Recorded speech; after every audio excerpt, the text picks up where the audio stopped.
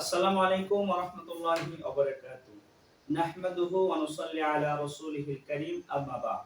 সম্মানিত দর্শক শ্রোতা সকলেই ভালো আছেন। দোয়া করি সকলেই ভালো থাকুন, সুস্থ থাকুন। প্রবাস থেকে একজন ভাই প্রশ্ন করেছেন, হুজুর, আমি সৌদি আরবে থাকি।